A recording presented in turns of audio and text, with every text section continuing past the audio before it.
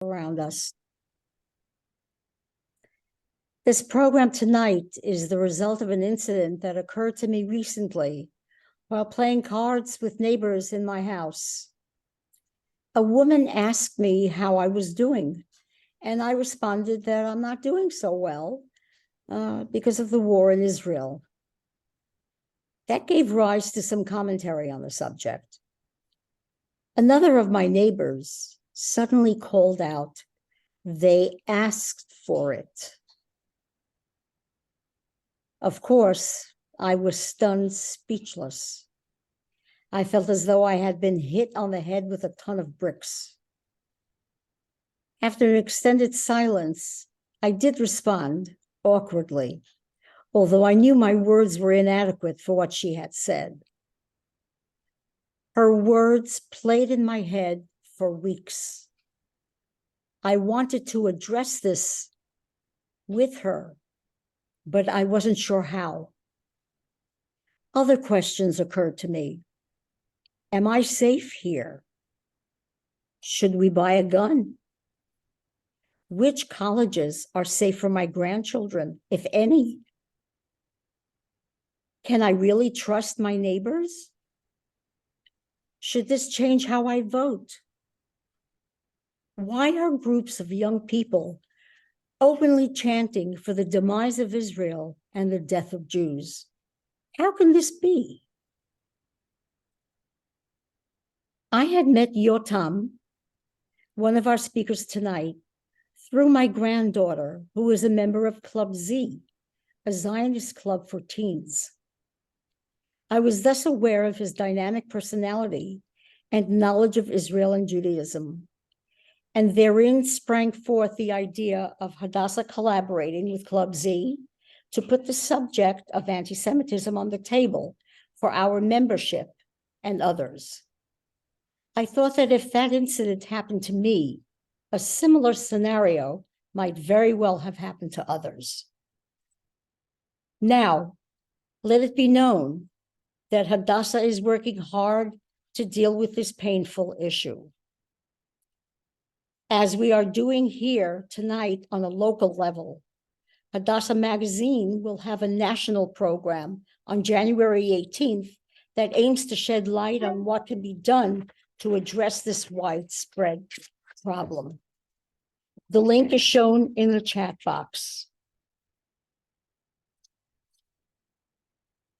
But Hadassah's commitment to advocacy doesn't stop there. Hadassah recently delivered a petition to the International Red Cross on behalf of the hostages, demanding necessary attention to their needs. In a world where prejudice and discrimination persist, Hadassah's advocacy is not only timely, but also right on the mark.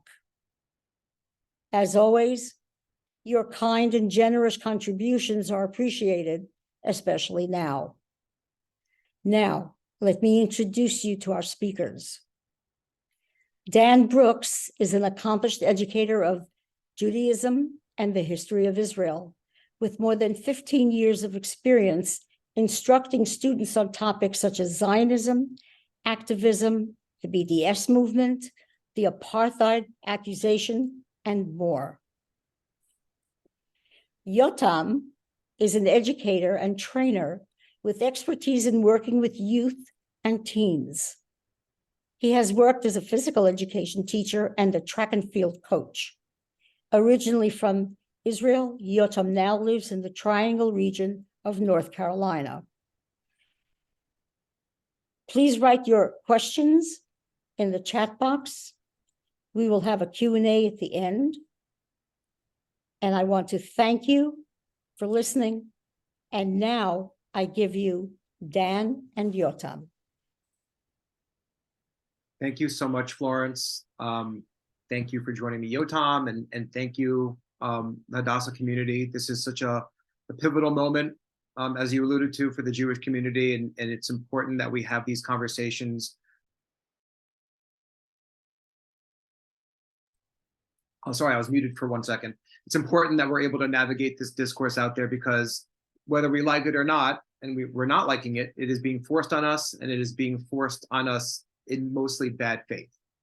And even when it is in good faith, it is often misinformed. And what I'm referring to specifically is criticism of Israel or just outright anti-Zionism. Before I get into some of the substance, I did want to speak to Hadassah and how it occupies a very important place in my life. It's actually how Hadassah is the reason that my mother met my stepfather back in the late 70s. My mother, card-carrying Hadassah member, went to meetings, and my stepfather's mother became friendly with her. You noticed that she's a single mom with 2 babies, and said, I'd really like to introduce you to my son. So long story short, she made a nice Hadassah shidduch, which I'm sure happens a lot. And then growing up, my mother insisted that we're all very well read, and so we got the New York Times and National Geographic and Newsweek, and the 4th magazine was Hadassah. So I grew up reading Hadassah, and I still get the magazines to my house. So it's almost emotional for me that I'm able to address a Hadassah forum. This is my first time doing so. So thank you, Florence, for the opportunity. This is really special for me. So just a little bit about the format. We are going to be guided by essentially what a PowerPoint presentation or a slideshow. I'm going to be reviewing basic or common accusations against Israel, whether they are outright anti-Zionist claims, and we could discuss that as we go, how to define that, and then unfair criticism of Israel. I'm really not going to focus on what maybe objectively we might agree is fair criticism of Israel. For instance, we don't like Netanyahu, for instance, or maybe we don't like this or that policy. That's not what we're really going to get into. What we're going to focus on is really how Israel critique or outright anti-Israel rhetoric has been weaponized against the Jewish community at large, and how it affects us, because that really is the anti-Semitism of our day. Just a brief word about what I do. So as Florence alluded to, I teach teenagers, and so does Yotam. I teach in New York, and there isn't a session that goes by where they don't tell me, unfortunately, incidents that Florence shared, where they have classmates, erstwhile peers who either, make ignorant comments that are just misinformed, or just outright trolling, where they bring up what Israel is doing as a way to really score a point on them and belittle them. So that's a different world. The teens that I educate are informed, definitely more than the average teen and more than the average Jewish teen. However, this is a more informed audience generally, so I'm not going to be doing a deep dive into all the history. And I'm also not going to be rooting these accusations in social scenarios, like you're in a Starbucks and you hear someone yell about the Israeli war machine, or you overhear someone mentioning apartheid. I'm going to get right into the substance of how the bottom line is how you would respond to this accusation. So right off the bat, I want to address that, initially the advertising for the event was how do we respond to the anti-Semitism around us? And of course, that is still the substance of this event. I wanted to address this term, and I wanted to try to bridge this gap between when you hear something that seems unfair about Israel, and know your audience, right? That's like one of the biggest points that you should be thinking about. There was a survey that was issued earlier last year that indicated that the vast majority of Americans, especially younger Americans, don't even know what the term anti-Semitism or anti-Semitic means. So it's something that we take for granted. In our Jewish community, of course, we know the word. But so recently you've heard Israel advocacy and other Jewish orgs using words like Jew hatred or hating Jews. So just think about that as you go. I'm not giving you like the answer of what you should be using, but just sometimes simpler words make the difference in bridging this divide. Also, you should be asking yourself, is this the right question to be asking, depending on the accusation? Sometimes the better question is this accusation against Israel fair? Not necessarily, is it anti-Semitic? It may be anti-Semitic, but maybe perhaps the audience that you're speaking to should be left to them to make that decision. What you need to prove is this is based on nonsense. It's not based on anything substantive. And regardless of the intention, it's just not productive. So a couple of important points about as you navigate this discourse, you need to really go into these conversations not looking, unless you're one of these people who likes to have, you know, spats online, and then good luck to you. That's great.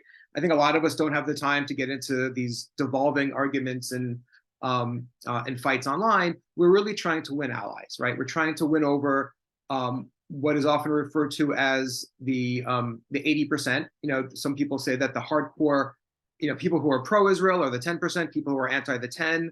And then in the middle, you have most Americans who, for the most part, don't really concern themselves with the substance of Israel debates. But every now and then you do see, especially now since October 7, a lot of Americans are getting more plugged into this issue. So there's a lot of work to be had, and there are a lot of allies to be won over. I've done it. A lot of my teens in their schools have actually done it. And it takes some tact, right? It doesn't, you shouldn't be yelling. You shouldn't be, you know, accusing people unfairly. And so the second point, I'm not going to go into a lot of detail. Often you'll be asked for like, well, provide a source for that, or what's your backup? That's definitely a judgment call. You shouldn't get sucked into this constant game, because sometimes that is sort of the tactic that trolls use, just to sort of gaslight you into this constant like, well, I don't trust your source. Also, as we go through this, I'm going to be showing you answers that really go on the offense, that kind of flip the accusation on their heads, and that kind of pushes the accuser into the docket, right? They need to be answering the questions about what they're supporting. And that's, I think, what a lot of Israel advocates and supporters have kind of lost sight of for the last couple of years, the last decades. And of course, we need to show emotion, because this is an emotional subject, right? This is our mishpacha, this is our family, this is our brethren.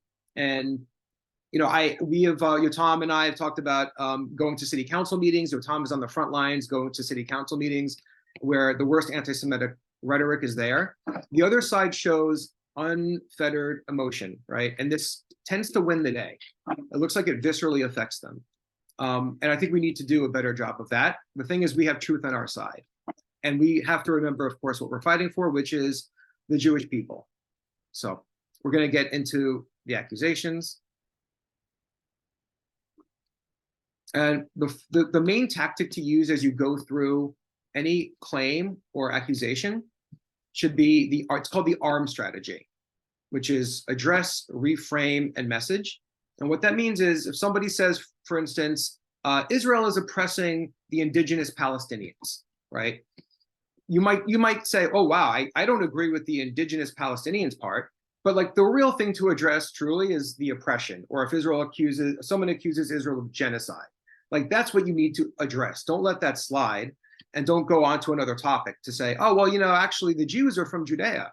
And then you don't even address the elephant in the room, which is this big accusation that Israel is maligned for doing horrible things. So address the meat, address, you know, the biggest accusation you hear.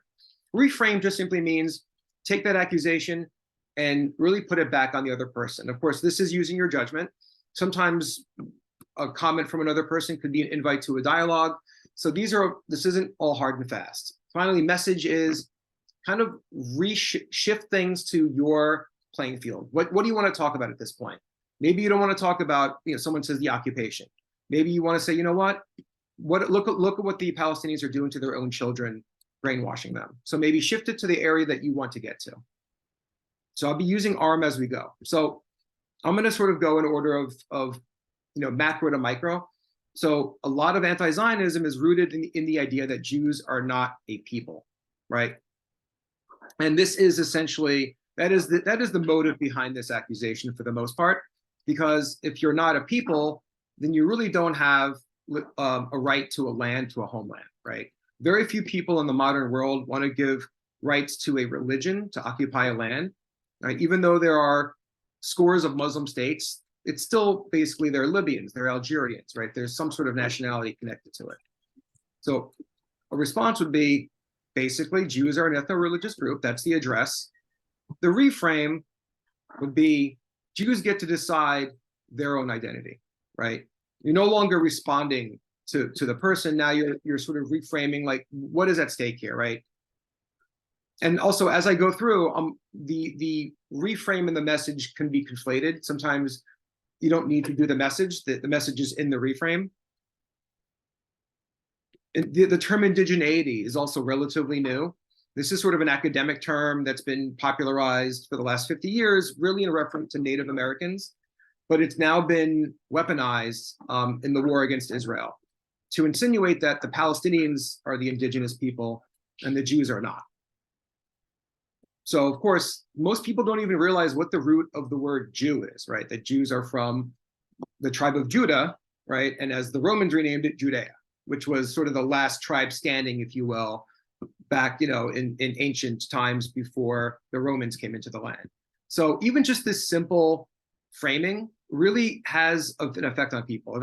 I've had people say, wait, what do you mean? What's Judea? Where is that? Right? Because it's not really a term that's often used. Nowadays, Judea is called the West Bank. So this is an opportunity to reframe it. And then this is the reframe of the message, which is the centrality of Israel to Judaism and the centrality of Zionism. Yes, so Tom, you had a question. So it's not a question. I would like to go ahead and strengthen what Daniel said. If you notice, most of the statements that Daniel give you are short sentence, are very, very direct sentence towards what he wants. People usually go ahead and explain the whole history, which those fights and those battles, as long as you prolong your words, as much as they stop to listen. Unfortunately, the tension goes lower and lower and lower with each generation. And nowadays, as you can see, Jews from Judea is a very strong word that hide over there a place, a people, a religion, and a culture with 3,000 years. You can use that, and where do you think Jews from? Judea. Where is all of those stories? From the same place where is the Bible? And so on.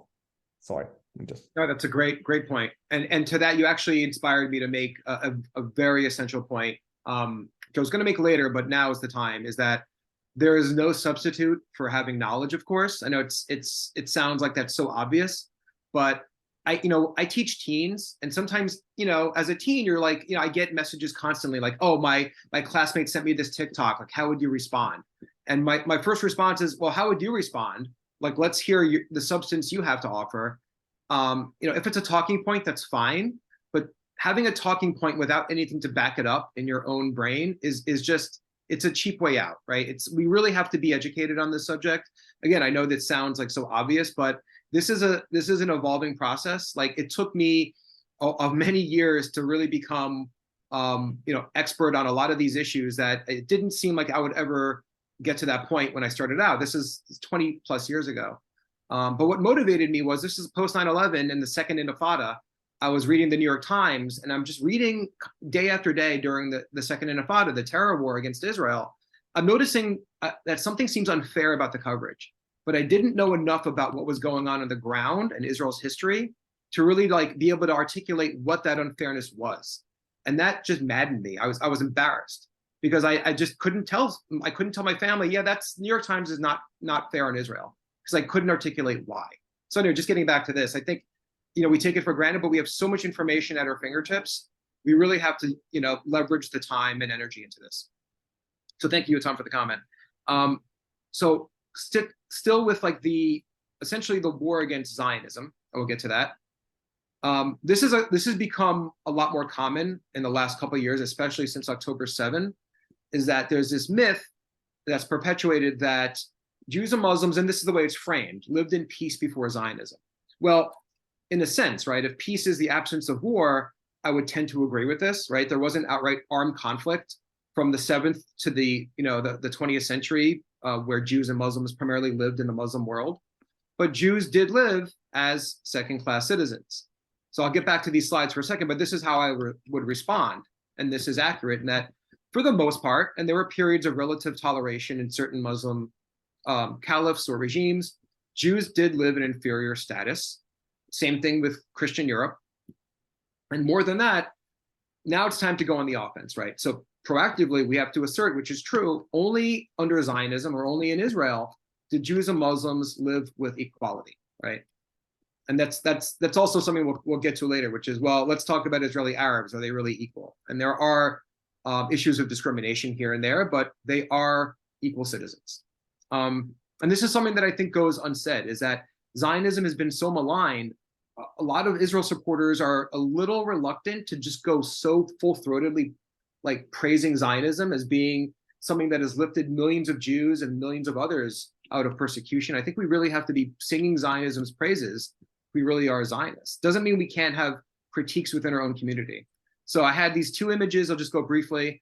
You know, this is something that is, I've mentioned to people and I've seen their eyes pop out. And this is, you know, fair-minded people who don't know the subject, that when I say that, you know, when the Islamic conquest happened in the 7th century, that those who conquered Jerusalem and the land of Judea, they built their holy sites over the Jewish holy site known as the Temple Mount.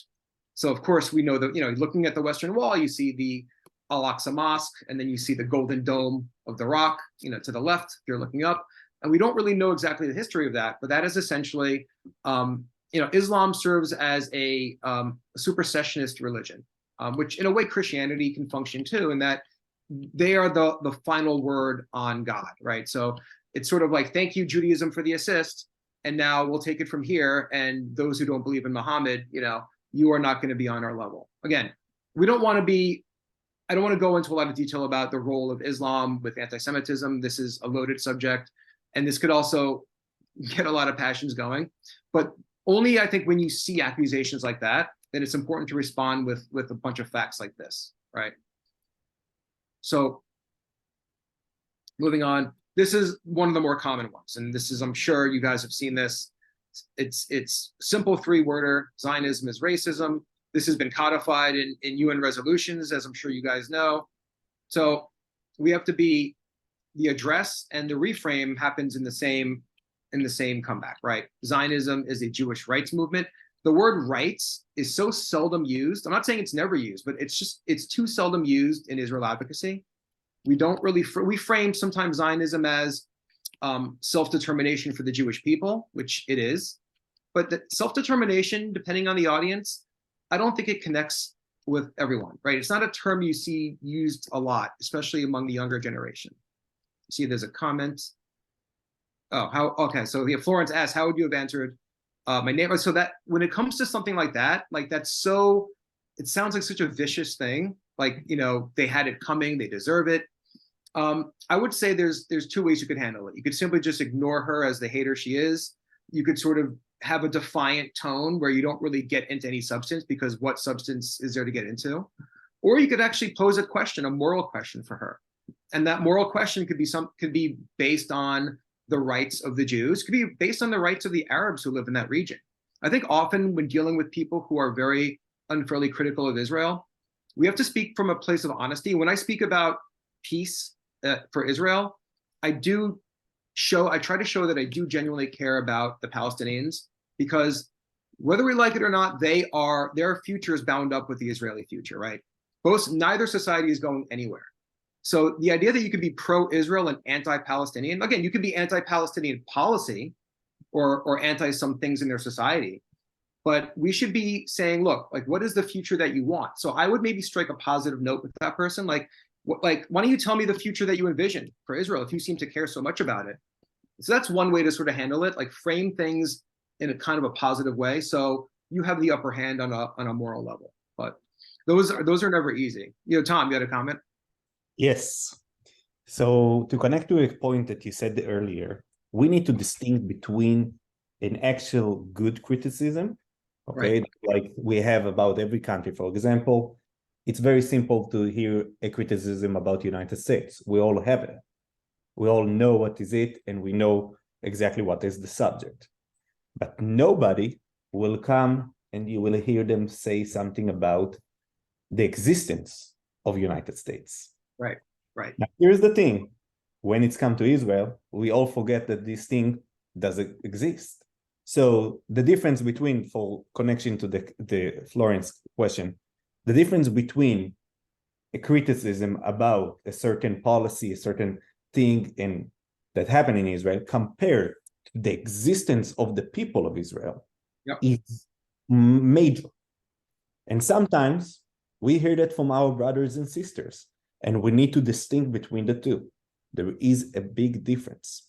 Now, about those kind of people that kind of go to this other side of destruction and more of those, I usually pull them up. What does it mean? I ask them, what do you mean? For example, can I take your example? Sure.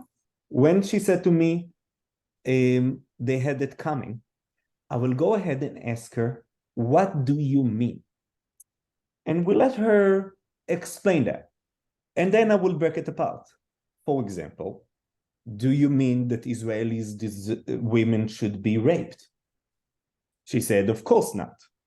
Then I will go, do you mean that teenagers that come to celebrate a peaceful party should be murdered? She said, of course not.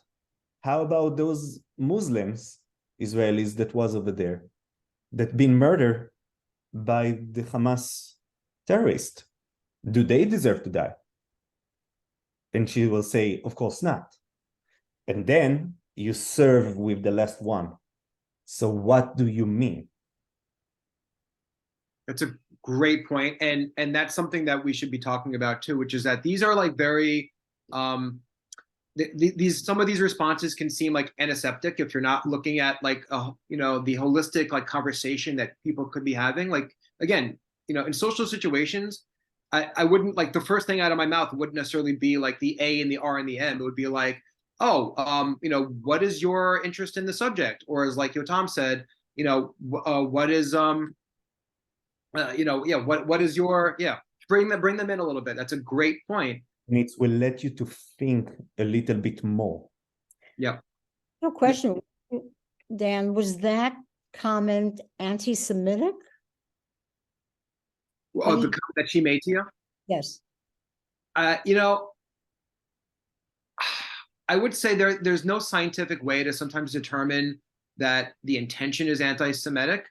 But I would say the fact that she's not really coming at it from like a place of learning but it could be, look, people are brainwashed in different ways. And if you're following the media, you're not necessarily hearing that like, the Jews are doing horrible things. You're just hearing some state in the Middle East, the Jewish state, fine, is doing horrible things. And that's not the Jews that maybe she knows. Again, I don't want to give her the benefit of the doubt.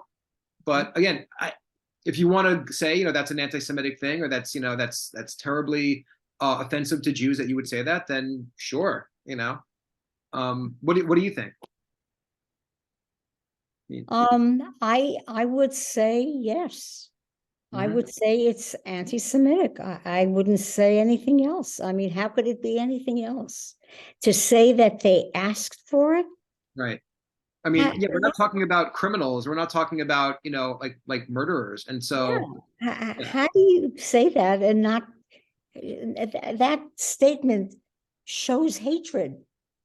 There's such a cognitive dissonance now, and I'm not saying that she isn't anti-Semitic, but there are people who just have no clue about this issue, that they're saying things like, Israel should be gone and Zion, whatever. They don't know what Zionism means. Like Yotam was alluding to, Zionism, they think anti-Zionism means criticism of Israel, and right, so they don't get it. People are really ignorant, and so what I'll say about this comment is, I would say people who say Zionism is racism, or there's another slide I'll get to, which is anti-Zionism is not anti-Semitism, right? Which is the inverse. I would say the effect of that is always anti-Semitic, is always anti-Semitism. I can't account for every last person who says that or is an anti-Zionist if they are truly in their heart anti-Semitic, because they simply just are ignorant, and that's no excuse. But then this is also where maybe there's some maneuverability, there's some gray area where you can reach people who are just clueless. And that I've been involved in cases like that. But yeah, in a case like that, she was just like, that's just vicious. That's just, where's the humanity? I think it doesn't matter whether the person is ignorant or not. They need to be answered. They need to have a response, and a good response, something that will hit them between the eyes. They need to be told that whether they know it or not, the movement they're supporting to undermine Israel is anti-Semitic. And again, intentions don't matter as much as the effects. Right. So again, that's also assuming they're operating in good faith. To move on here. And just sort of like not that it's like it's a fun point to make, but this idea that this sort of like canard that Jews lived in safety. Sorry, I'll go back a little bit.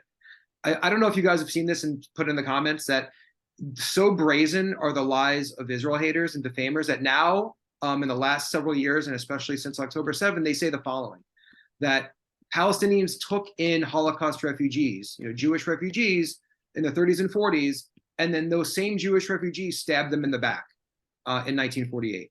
This was made by Rashida Tlaib a few years ago, and actually she was called out on it by Seth Meyers on his late night talk show. That's how brazen it was, that people were like, come on, like you're just lying. That didn't happen. So again, they're willing to go anywhere to further their cause and just make up history on the fly. Yeah. I just have to get back to that point because it shows you also what we're up against. Okay, so this is also another way to strike a more positive note, right? Zionism isn't just simply a movement for self-determination, which it is, but just to sort of put some flesh onto it and put some heart into it, that it is inspired, it has lifted millions of people from persecution, out of genocide into safety. So I think that we just have to really put our hearts on our sleeve when we're talking about what it is we're supporting. And I guess I just mentioned anti-Zionism, not anti-Semitism. You see that on placards and on posters at rallies. There you go.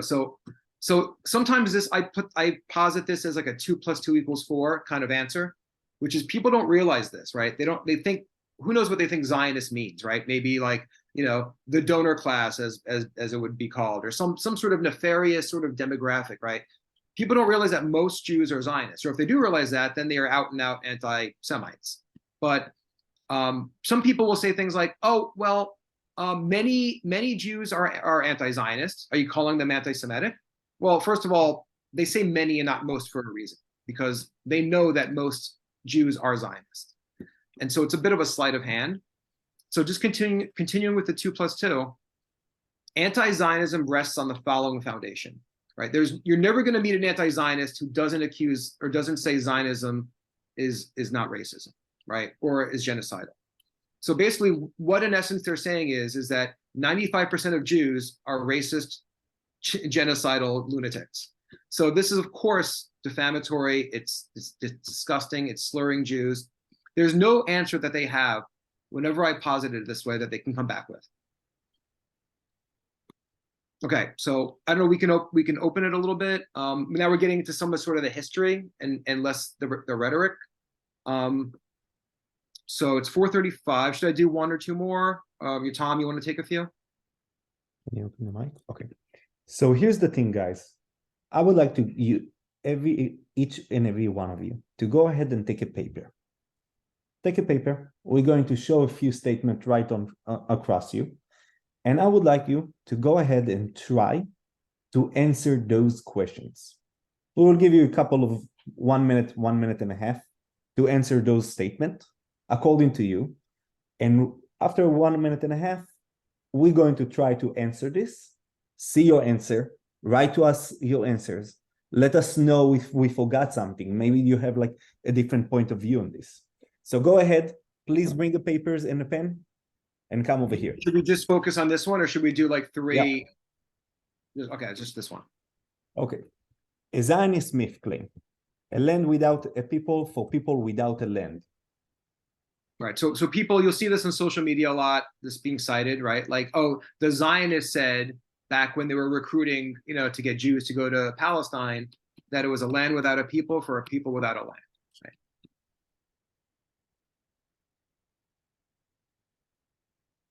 I will answer that. Yeah. Okay, guys. 3 books: Christians, Jews, and Muslim. All of them believe in the same book. All of them have the stories of the people of Israel. 3,000 years ago, we had the Jews being exiled for the first time. Then they come back to the Persian Empire. Then they've been exiled again to the Roman Empire. Zionism is not since the 18th century. It's 3,000 years ago, from the first exile of our people. Those people that says that to you does not understand that in their own belief, they have the story of the people of Israel. I will divide it to different things. Divide the definition of Zionism. People. I will connect it. Jews came from Judea. Every people have the rights to return to their homeland and establish their own sovereignties. Zionism is only movement of people that want to come back home and establish their own state. Right. That's a good way to actually do the flip of the Jews are not indigenous. Say the Zionism is the only successful indigenous rights movement, right? That, of course, you've had anti-colonialism in Africa in the 50s and 60s, where countries were establishing their own independence, but you didn't have a people that were scattered and exiled to actually return to their homeland, right? Revitalize an ancient language, et cetera, et cetera. I think we know this history, but I'm not going to get too far into the weeds on this, but that's a good answer, Yotam. I would say that this sort of alludes to what was going on in the land in the late 19th century, early 20th century. So it's a bit of like, it's not even a sleight of hand. There's a key word here, the article A, right? Zionists never said that there were no people in the land of Palestine, which is what it was called throughout the centuries. They said it was underpopulated, right? And there wasn't a people. And there is a distinction between people and a people, right? So that is a key distinction. And so I have claimed, said, you know what? Number one, this actually wasn't even a rallying cry that was often used. It was a Christian evangelical Zionist rallying cry. Sorry. But I would say, just going through also how, I didn't have the response here, but basically I would say that it actually was a land without a people. It was underpopulated. The Arabs also moved in the same time Jews did. And so you have to know a little bit of the history to address this. Okay, so moving on. So this is also a common one post-October 7. You've seen this on television interviews, you've heard it, and unfortunately, I've seen a lot of Israel supporters kind of balk a little bit about getting into some of the deeper history here, because that shows the inflated sense of confidence that Israel haters have, that they'll say, the Israel supporters just like to talk about the carnage on October 7, but they don't want to talk about 1948, right? So they always want to go back to 1948 because that is Israel's, as they say, founding sin, right? That original sin. When they say that Israel expelled the Arabs that lived in the land, right? So, Tom, take it. So I want to let you a little bit more time to think what you will answer about this. How would you put this into your answer? And let's start. Yeah, loaded. There's those people that says to you, the history did not start on October 7, or they will come with a claim of this is not the first time, and this is something that came in after a long time. Right. You can tell them as such. Before Israel, before 1948, the Arabs keep on attacking the Jews that was living on this land. There was like a massacre after massacre that well established from the 1920s up until 1948. And once the Jews been established by a state, we finally got a protection for the Jews and for the Arabs that live in Israel. Right. You know what? Like so I've been in a few dialogues where I mentioned that, yeah, let's talk about, let's take it back to the origins of the war against the Jews in that land. And I'll say, you want to start in 48? You want to start in the early 1920s? And they're like, no, let's start in 48, because they don't know what happened in the 20s, right? So the 20s, as you were alluding to, Tom, were massacre after massacre, incited with the same lies you hear today. Lies like the Jews are taking over the Al-Aqsa Mosque, right? Muslims, defend yourselves against the Jewish, these Jewish heathens, they're coming for you. So these same things that would rally up the crowds today in Gaza and in the West Bank, the same things that rallied up the crowds like here, when we might have heard of Husseini, who was a big fan of Hitler. We all know about him meeting with Hitler, but we know less about his work on the ground, right? He would set up suicide squads. And it's important to look at the last point, right? And this is also a way you can try to win over some allies, which is he murdered more Arabs than he murdered Jews, right? So any Arab who was suspected of working with the Jews, sharing a business with the Jews, right? Having any sort of favorability towards what Jews were doing in the land, revitalizing the land, they targeted and they killed. So again, this has not changed. This is the same pattern over and over for the last century. So that's why it's so important to know this history. I was actually on a date a few months ago, and it was a bunch of Jewish people sitting around, and one person who was a critic of Israel, who was not Jewish, said, you know what, I really think that the UN should not have given this land to Israel. And then there was a Jewish person who I didn't really know well sitting across from me who interrupted, saying, actually, no, the UN did not give away the land to the Jews. It was the British. I was like, hey, like both are wrong. So you want to, should we have people respond to this, Yotam? See what they would say? Let's go. We'll give a minute. I'm just reading also, another comment from Florence. Bring them too. Right. Oh, that's a good question, Florence. I'll get to that after this. I don't see your questions. Let them be in the whole chat. Okay. But I'll read it aloud, because it is actually something I talk about with the teens that I educate, because it's such a very not superficial, but it's just a very real and sort of relatable kind of point. It's just about how we look. But yeah, I want to get to this. This is a little more nuanced. Anyone have any comments on, the British gave away the British? British sort of tend to be like, I've seen even Israel supporters say like, we wouldn't be having a conflict if not for the British, which I strenuously disagree with. They didn't make things better, but they're not the cause of the conflict. No, definitely not. They just, the British do British things. They make competing promises to many different groups, and then they renege. That's right.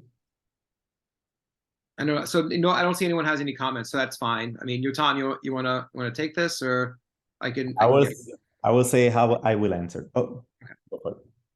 No, go ahead. Give us something pithy and fun. Mhm. I'm kidding. So let's read it for everybody. The British didn't have a right to give the land to the Jews. During the 40s of last century, they established the states from across Earth. We saw all of these different indigenous lands that became the people countries. During the Middle East, Lebanon established, Iraq, Jordan, and a lot of countries in North Africa. During this one, British and French divided the land between the people. The Jewish people, which were indigenous, and they came from Judea, have at least, I don't know, I will throw here a number, and again, we don't play about the reference game, 40 to 60% of the land of Israel, while the Arabs got the majority of that land. If you look at 1920s, they told to the Jews, we will give all of Jordan to the Arabs and all of Israel to the Jews. And later, they rechanged it in 1922. And they claim they put a little bit less. In 1947, they even make it less. They put very, very good deal to the Arabs of this land. And they keep on refusing to every negotiation and every deal up until today. Right. And I think that's yeah, go ahead. Sorry. I will finish over here. I always told them to do a short answer, but then I prolong that. So no, again, there's no one size fits all. But I would say if we were looking for a pithy response, let's say the British didn't do bleat. The British didn't yes, they assisted in obviously in providing capital for the land so that the Jews can develop it, but development was already happening before the British got there, right? It might have been slower if the British hadn't been there, and that's a different argument. But people always sort of flip around the timeline, right? So the Jews were in the land rebuilding it before the British. They were in there before Hitler came to power. So you can't say it's because of the Holocaust. And so people like to say, the Israel was a gift that the world gave to the Jewish people as sort of like compensation, right? If only, right? If only the world would compensate the Jews truly. But anyway, the British reneged on their pledges very early on. This is also a very common framing that some people might even say express some sort of empathy or some warmth towards Zionism or Israel, but then they'll sort of reframe, or they'll frame the second part of that with, I have no problem with Jewish self-determination or a Jewish state, it can't come at the expense of the Palestinians, right? So that's a big caveat, right? That their assumption is that Israel came at the expense of the Palestinians. So this also requires knowing what happened, like we said, in the 20s and 30s, or at the very least, knowing what happened in 1948. And I'm just going to flip to a couple of quick slides, which I'm sure you guys know. So this was from one of those many the British love to produce reams of paper about their bad policies. So they set up all these commissions after there was an Arab riot and Arab massacres. And so one of the conclusions of this one commission in the 30s was that when the economics are not the reason for the violence against the Jews, right? It's almost like the opposite. And this is the same thing you see today, right? I'll get to that. That as there were more jobs in the land of Palestine, more Arabs moved into the region from Syria, from Jordan, from Egypt. The population boomed. And so that also led a lot of these Arab gangs and Husseini and his other notable families to increase the terrorism, because they were afraid that the average Arab on the ground would be like won over by the benefits that Zionism brought, right? And this is the big secret. So it's almost taken as a given that Zionism sacrificed or forsook the Palestinians, and the opposite happened. This was a very notable leader in Palestine at the time, an Arab leader. And he said, if the choice is development with the Jews, I prefer to remain poor and desolate. So this also speaks volumes about it's politics over people. And I think that is a talking point I have constantly used, that we should be concerned with people, right? Not political positions. The rejection of Zionism was not by the people, it was by the leaders, right? These are unelected leaders. And this is the same thing to this day, right? Hamas, Fatah in the West Bank, they are not elected, right? Well, Hamas was elected, almost 20 years ago. But again, we don't know what the average Palestinian thinks. It might not be great, but still, it's not all Palestinians, right? A lot just want to live in peace and have jobs and have, right, live their lives. Anyway, is there another question? I just wanted to say that as far as what they think, what the Palestinians think, there was a survey done amongst the Palestinians on the West Bank not long ago. I'm sorry, I don't remember the name of I don't have so many surveys of the Palestinians. Yeah, but 80% said that they support Hamas. Yeah, of the West Bank Palestinians. Absolutely.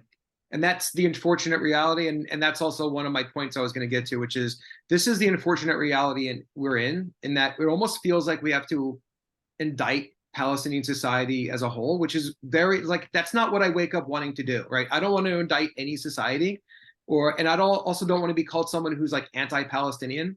But unfortunately, the Palestinians who do want peace, they have no voice, right? They have no platform.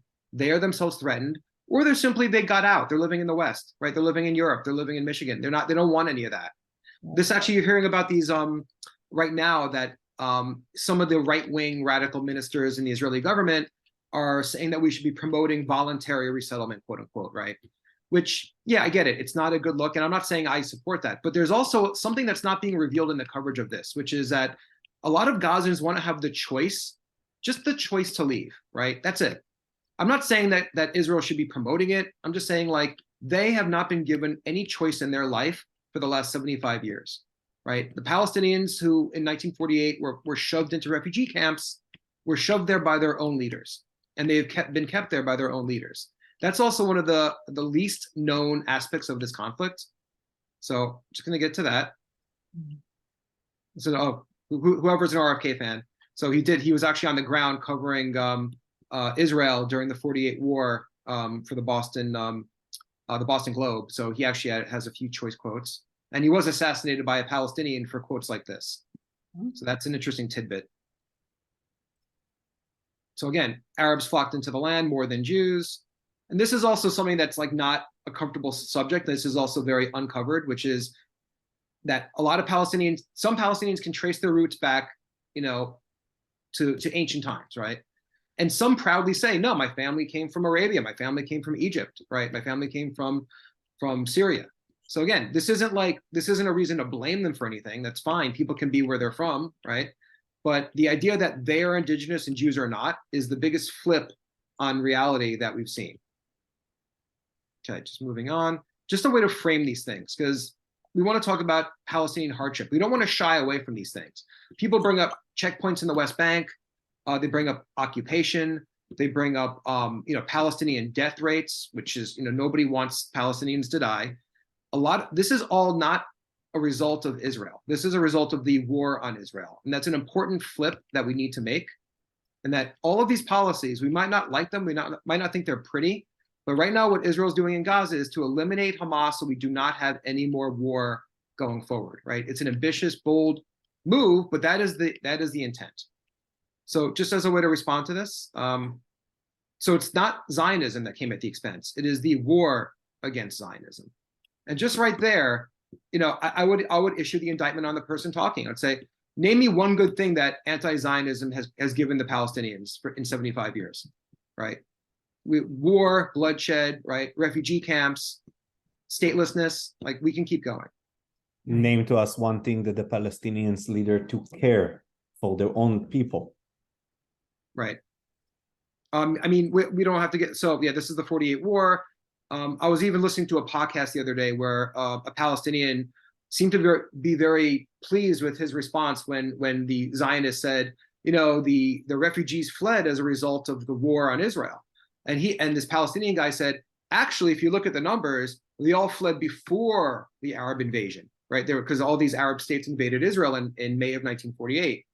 And so in a way he was right, but it was a bit of a sleight of hand, because when the UN passed their partition proposal in November 47, that is when there was a civil war that was launched by Palestinian leaders and Palestinian militias, right? They bombed roads, they shot up buses, Jewish buses, they went into Jewish towns and started firing.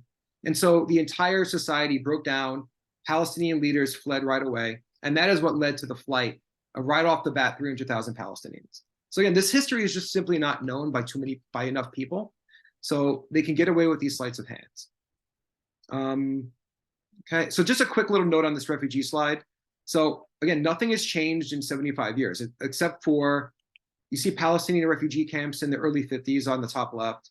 The top right, this is Jenin in the West Bank, which is now a hub of terrorism.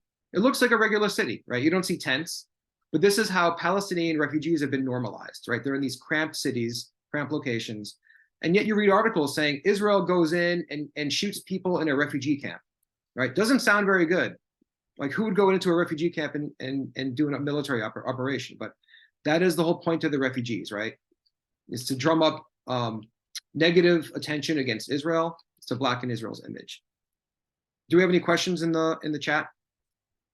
Of course, as we know, 48, there was another refugee population that Jews were kicked out of Arab countries. Share slides. I want to get to your question, Florence. It was a very good question, which is, people will say, and this is a very base kind of comment, oh, you Jews are white, you're not from the Middle East, right? That's kind of what you're driving at. And that's a way that the teens that I educate have been mercilessly trolled. They're like, you're not from the Middle East, like you speak Russian at home. And so Jewish identity is complex and multi-layered, and there's a lot for us to know, but we all can tie our genetic history to the Levant, to the region. This has been well documented, but there's a larger narrative and a larger story, right? We are a people of exile, and mostly throughout exile, we kept to ourselves because we were not allowed to be with others as well. But yeah, there was some mixing, right? It's also why, you see Jews from Arab lands, Jews who went to like Morocco, Algeria, Ethiopia, they don't look totally Ethiopian or Algerian or Iraqi or Persian. They look like they are Jewish Persian or Jewish Iraqi, right? So even for Jews from the Middle East, they have a Jewish look. Again, this is like one of those awkward subjects. Do we want to talk about, like, do you look Jewish? Like, I'm not offended by when someone says that person looks Jewish. It just depends on the intent. I think we should own that, actually, because Jews are also an ethnic group, and that we should not shy away from that fact. If you had a comment with that, Tom. Yes. So, for example, I would give you a scenario that happened to me with one of the students that studied with me in classroom. She told me, Yotam, Jews are not from the land of Israel. And you are not belong over here. You came from Europe. So I asked her this thing. So how's that our language, me and Arabic, Hebrew and Arabic, are not so far away from each other. And then she understood. So for those of people that ask you, Jews are white people that came from Europe and so on, you can just like equivalent that. So how come that our language from the Middle East? How come that our language is so similar to Arabic and Aramaic? Yep, that's a great point. Now these next few slides, if we can get to some of them, they're like chants, but essentially these chants are loaded and they manipulate language to the point where, you know, you interview people at these protests that we've seen, they have no idea what they're chanting for, what they're about. Like resistance sounds like a noble thing. Like who would be against resistance? It sounds like you're going up against an oppressor, but resistance has been Palestinian code for decades for terrorism, right? So when they shoot children, right? They ram their cars into pedestrians, right? They bomb buses. They have called this resistance for decades. So you have to flip this back on the other person saying, oh, what do you qualify as resistance, right? Is that shooting babies? Is that, you know, raping women? Is that, you know, bombing buses? And also it's not justified. Even if Hamas targeted all Israeli soldiers, that is still immoral and unjustified. Because their goal is not, again, not to like kick foreign occupiers out of a land so they can get independence, right? It's to kick all Jews out of the land, right? So none of this is justified. And that has to be pushed back on them. I don't know, Florence, do we have time for another? Should we wrap up?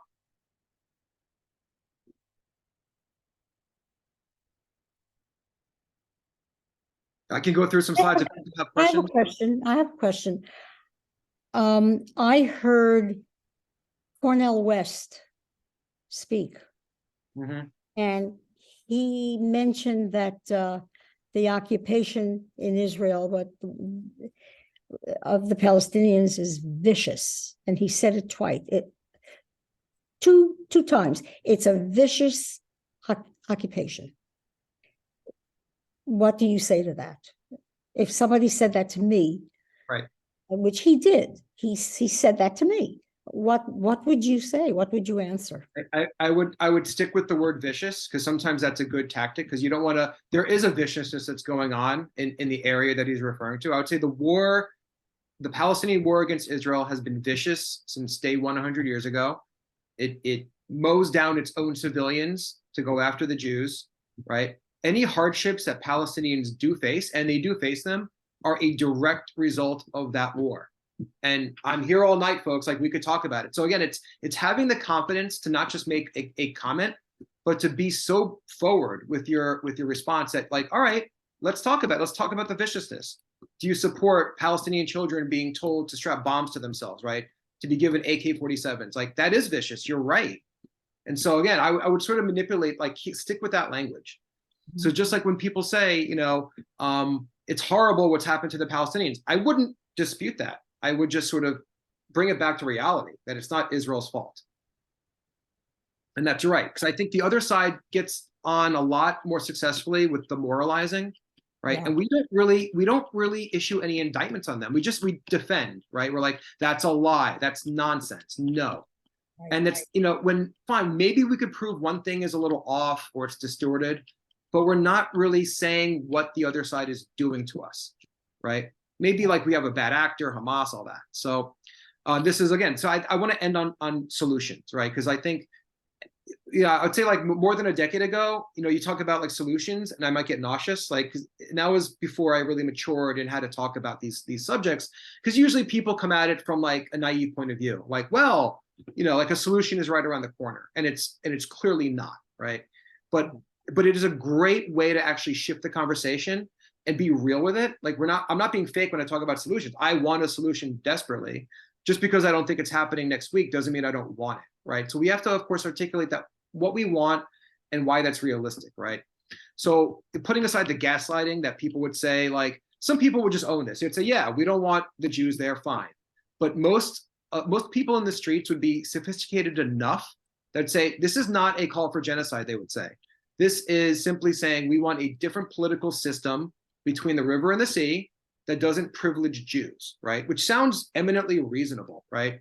But that's not really what's going on, right? So what's going on in the land now and for the last 100+ years is you have two distinct societies. You have a Jewish society and you have an Arab Muslim society. Neither society wants to destroy themselves, right? They don't want to go anywhere. They like their own things, right? The Palestinian society, they like having Arabic as their main language. They've consistently voted for Islamic law to be the organizing principle of their society, right? I don't think they would want like 5 million Jews, or at this point it's like 7 million Jews all of a sudden coming into their society, right? They like the things the way they are. And Jewish society, ironically, is much more diverse and liberal than Palestinian society. It's actually, Palestinian society is 99% Arab Muslim. You know, you might hear about Christian. It's a very tiny minority, and they've been besieged and they've had to flee. The irony is Palestinian society is more Muslim than Israel is Jewish. And that's a point that's never made. It's like we often don't center the Palestinian identity. Palestinian identity is often just used as a foil against Israel. And so we actually have to stop being as Israel-centric and start talking about their society, what they want, right? And so again, any solution that does not involve two societies remaining intact is no solution at all, right? You take the most right-wing Likud minister, like in Israeli government. I mean, correct me if I'm wrong, Tom. I don't hear any of them saying that we should destroy all the Palestinians. We should kill them all. Okay, well, I'm not going to speak for all of them, but I think, some people would say, look at the Likud charter, just like look at the Hamas charter. The Likud charter says river to the sea, like paraphrasing, right? Fine.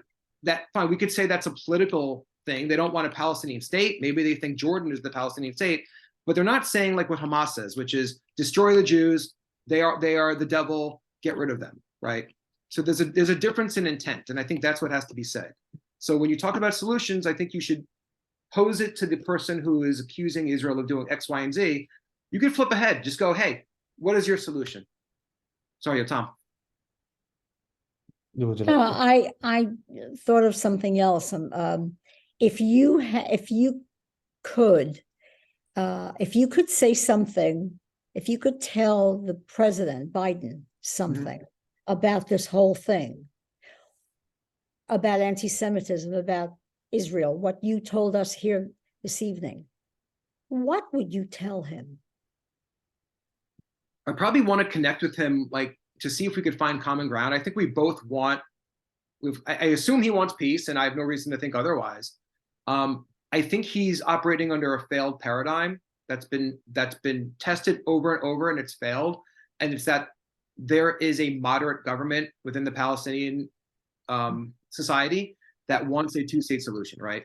Again, saying they don't want a two-state solution doesn't mean doesn't necessarily mean they're terrorists or they're bad people or they're animals. People don't want to reach bad conclusions about Palestinians or unfortunate conclusions because they don't want to come across like they're not moral or that they're judging them, right? It's dealing with reality. So what I would tell Biden is, look, we have to deal with reality. And I think that a two-state solution is ideal. It's not right around the corner. And we have to start pivoting towards that. We have to basically politically pressure the Palestinians. That doesn't mean we should physically pressure them necessarily. I'm not saying we should put them under siege or we should sanction them necessarily. But all this sort of equivocating, saying they're two equal sides, I think is wrong, at least on a political level, right? Like humans are humans. But to treat them as two political entities that want the same things is a mistake. And we have to stop conflating Palestinian human people with their politics. Okay. What would you say to Netanyahu? Well, I have a lot of criticisms of him, but the criticisms I have of Netanyahu are not the mainstream global criticisms, which is he's a butcher and he's the reason there's no peace, right? I do think that he needs to step aside. I mean, long before October 7, he's been sort of co-opting the spotlight and he has failed to groom new leaders, right? So there's a huge leadership deficit in Israel, and that's partly his fault, heavily. He's obviously power hungry and he's made horrible compromises to stay in power. But I would say it's time to step aside. Israel needs better leaders. It's just, this is unacceptable. I mean, the coalition politics there's always a sort of a deal with the devil you have to make, but it's gone on too long. And I think Israel deserves better. So I wouldn't admonish him over the Palestinian issue necessarily, because I don't think he does anything that different than even a centrist Israeli leader. I think, there wouldn't be a Palestinian state if a leftist Israeli was in power. No. So, yeah. I would like to people can Bibi or Netanyahu with like Israel is against the Palestinians, which is sort of this bad cliche. Mhm. I would like to give you guys another tool in your toolbox for those discussions that you may have. In many of the discussions, they blame Israel as the only one that's responsible about the whole situation. Mhm. In many of the discussions, they look at the Israelis are the only one. You are the powerful one. You are the one that decide. But they forget that they had other options. That all of us in Israel had other options. The Palestinian people been suggested a state more than once. Book of history, full of them. If you want, can send you like a good photos that we have like over there in the we'll give you a handbook after that. You can search over there. You will see all of the different agreements that we had the options. So when someone come to you, and let's say a scenario, they come and ask you, how come that Israel always attack the Palestinians? You start with this. In 2008, in 2014, and in 2023, Hamas attacked Israel. You can check it out. Israel did not start those wars, but Israel always strive over there to have the ceasefire. And then the arm, according to what Daniel taught you, you acknowledge what they do, then you go ahead and flip it on them. Or When you other address. solution is represented to the Palestinian people to become a state, Mhm. why didn't they accept them if they are so strive for peace and for flourishing of their state? So you see, it's need a little bit knowledge and a little bit push to put this. Yeah. But I would even go further. I mean, like, yes, obviously talk about the rejected peace deals, but you could always find some sort of quasi-nuanced thing like, oh, they didn't say this or they didn't offer that, or the Israeli leader was about to be booted out of office, so whatever. There's all sorts of pretzel twisting. But true, that's actually Walmart. But I would be more proactive and say, look, this is not a secret, right? The Palestinians have media channels that Israel gave them in 30 years ago when Oslo was put in place, right? The Oslo Peace Accords. So these media channels, right? The radio, the TV airwaves, now social media, they are not hiding the fact that they want Israel gone and that they are saying the Jews have no place here. The history is made up. This is top down. It is a word that we use now a lot, systemic, right? People say systemic racism. So this is systemic anti-Semitism. This isn't like a few bad apples. It's not like just a few radicals in the party. This is top down, and this has to stop. So that's what I'll tell Biden, which is until the Palestinians end their incitement, which is daily, their brainwashing, I would not give them a nickel. Like let the Emirates fund them, right? Let the Saudis fund them, but we should not send our tax dollars, which is another anti-Israel talking point, right? We're sending our tax dollars to Israel. People don't realize we send tax dollars to the Palestinians, and what do we get from it? Yeah, it's true. I think that mhm. maybe we should do another scenarios and let the people answer, try to answer that for actually accusation from that we run into in the city council, in the triangle all the time, and let them try to answer. The one accusation that I'm thinking about is that United States should stop to Giving fund money. Israel. Yeah, stop the funds. Stop the fund from Israel. So There's guys, I want you all guys to take 1 minute, okay, to answer this question. We're going to try to use our tools that we give you. They come to you. They tell you in like a night that you're going out, then you speak about Israel, and then your friend come and tell you that United States should stop to fund Israel and stop to fund her wall. Fund. Sorry. Thank you.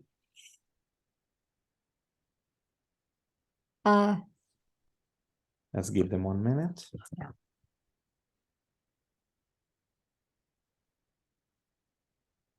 What would you answer, Florence? They hear us. I would say that. Don't tell them. Oh, okay. And they hear us. I hear us. Okay. Everybody will copy here from you from the test. That's a very appealing thing when you're trying to rally people to your cause, which is like follow the money, they say, right? Because it's like there's anti-Semitic undertones, but it's you don't have to be anti-Semitic to say things like that, right? Like it's people Guys, want to know where their welcome money to share your answer in the chat. Let's start. Florence, you want to start first? I would answer that there's nothing, it benefits the United States because the money that the US gives to Israel is for military products and munitions, weapons, etc. And they have to spend that money in the US.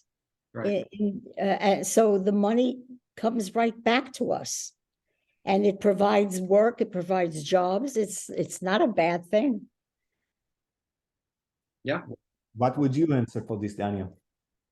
I would make that point as well. Is that like unless you don't like American jobs, I would support not giving, this credit to Israel. Like you said, it's essentially credit. It's like a credit card. You got to spend it. And this actually changed recently. It used to be predominantly credit. Now it's 100% credit. That was when Obama renegotiated the package. But I would say more than that, Israel it's actually asymmetrical, the relationship. Not to say that we don't love America supporting Israel. Of course, it's important strategically and symbolically, but Israel provides amazing R&D.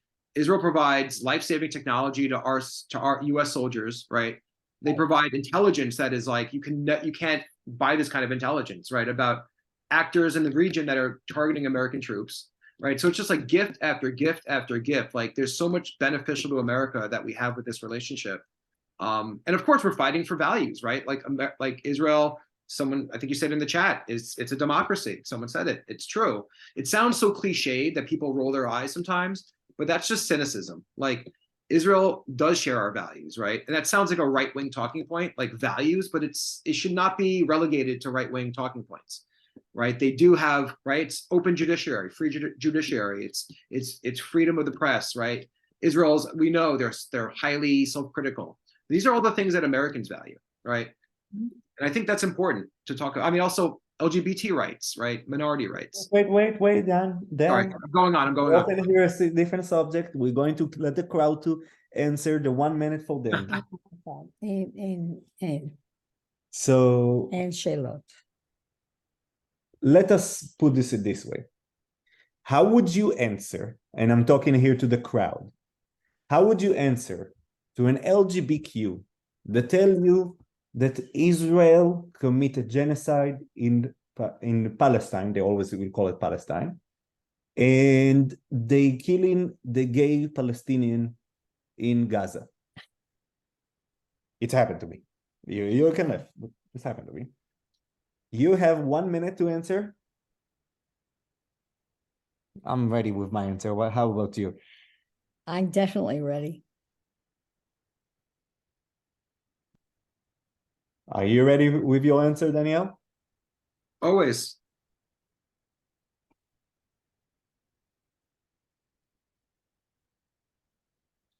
Can I answer? Wait. No? Let the people think about I want to hear Florence now. I have trouble waiting. I'm not a good waiter. Okay, guys, we're closing the table. Who's going to go first? Well, if anybody's been to Israel or read about it, Israel is the most open country to anything that you've ever seen. They have a yearly gay pride parade that is beyond anything you can imagine. And they welcome all. It's okay with everybody. It's out in the open and it's fine. And in the Arab countries, any of them, if you're gay, they know that you're gay. They're going to throw you off a big high-rise building and you're dead. Or they put you into prison and they torture you. It is not good to be gay in any of the Arab countries, in any of the Muslim countries. Not at all. Israel is completely opposite in that regard. Totally opposite. I would like in my answer to go ahead and attack instead of defend. I will go ahead and ask them, show me one country, except from Israel, that have a gay parade in the Middle East. Yeah. and it's not hard to find. Daniel. I would say, yeah, I would also go on the question, but I loved Lawrence's answer. I would also say, what's, Palestinian, gay Palestinians overwhelmingly seek asylum in which country? And have them answer it, right? Israel. Yeah. Israel, right? Israel, there are two handfuls of Israeli-led NGOs, right, non-governmental orgs that take in that are just dedicated to Palestinian LGBT who are fleeing for their lives, right? Okay. So, yeah. Last question before you guys have the opportunity to go ahead and ask your questions. So here's a subject that we hear quite a lot. Israel is an apartheid state. Write your answers. Be ready. You ready? Should I say something or should I wait? No. We wait up We until wait. everybody's there. It's Okay. and guys, please start to type your questions over here in the chat box. We're going to try to answer them all together and be over here together with this one. Try to make it rhyme like the anti-Israel people. Yeah. No, we're not into cheap gimmicks. If you make something rhyme loud enough and make a lot of people scream that, people will start to question it. Right? I'm telling you, some of these chants are pretty catchy. Okay, Yeah. people. Okay. What's Anybody the answer? want to share their answers in the chat box before we start? What's the It's answer? your time to come across and start to put this out. Yeah. Well, what's the answer? What would you say? Your time? Me? Yeah, I'm first this time? This time Finally? you're first. In Israel, we have the only 2 million Arabs that are allowed to vote. They are the third largest party in Israel. And this is part of your pamphlet that I share with you over there. You can see all of those members of the Knesset. In fact, they even go ahead and put the prime minister in the last election to be the governor or the govern over Israel. Without the Arabs, there was no government in the last government. And so far, the Arabs serve in the military. I serve with an Arabs in my military. In the hospitals, you may see a judge, Arab judge, put a prime minister in jail in Israel. Yes, that's right. They are equally right. They can vote, they can pray, and they can do the same thing as me. They are CEOs of companies. They are they're judges and they're doctors and lawyers, and they are on the Supreme Court. They sit on the Supreme Court, judges on the Supreme Court of Israel. And let me add one more thing, add an attack in the end. Although we have 2 million Arabs in Israel as an Israeli citizen, how many Jews?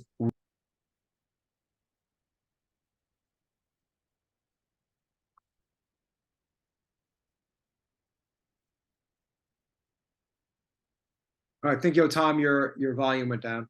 Yeah. I think, yeah, now you're saying. Daniel, your turn. I think I heard you great. Yeah, exactly. The simple apples to apples comparison, right? How many Jews are in your society?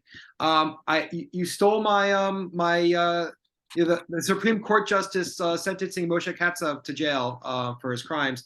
But I'm going to end on that. So I would say, let me give you like a little an hour in the day of an Israeli Jew, right? He's got this guy Moshe. He's got to drive to pick up his medication at the drugstore. He's driving fast on the highway. Gets pulled over by whom?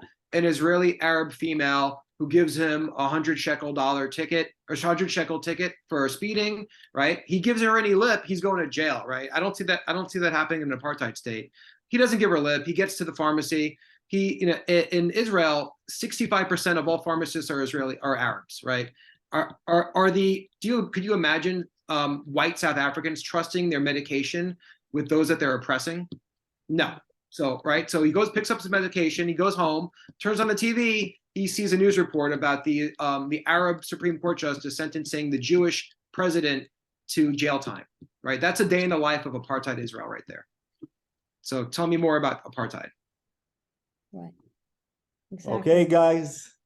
I see that a lot of people disperse. This is the time that if you want to stay and ask questions, and this is a little bit more exclusive for those people that want to come, share, ask those questions, kind of like put us all at like the stage, and come on, give us some.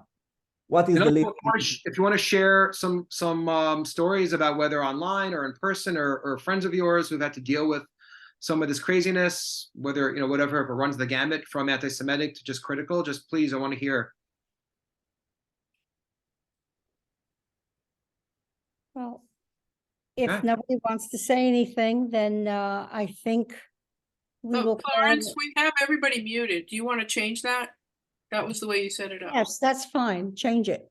Okay. Unmute. Okay, you can call, you can, Do you want to take the PowerPoint down and then everybody can see Yeah. everything? yeah. Okay, I just had a quick question and a quick comment. Great program I have to run. Phenomenal slides. I know I've asked it in the chat. I didn't know if this is something that you can email to the people who registered. Those are phenomenal talking points that I would like to share with people who could not join tonight. Is that possible? Yes, yes, it is. I'll give you another version, but the same content, just different. Okay. Different art. Thank you. That's okay. So that was Seth. Thank you for asking. Are some of these framings that were presented, like, are you familiar with them? Were some of them kind of unique? Just kind of curious. I want to know if this sort of helped people along on some of this discourse, because it'll help us going forward and how to frame some of these things too. But okay, we're getting good feedback. Guys, in the chat box, you have over there Israel at War, Combining the Lies. This is a document that may help you to answer some of those questions. There is over there a lot of talking points that might help you. Go ahead and download it before this Zoom ends. But if you want to share anything, how it's helped you, do you have any questions? Please, this is the time. you can call out.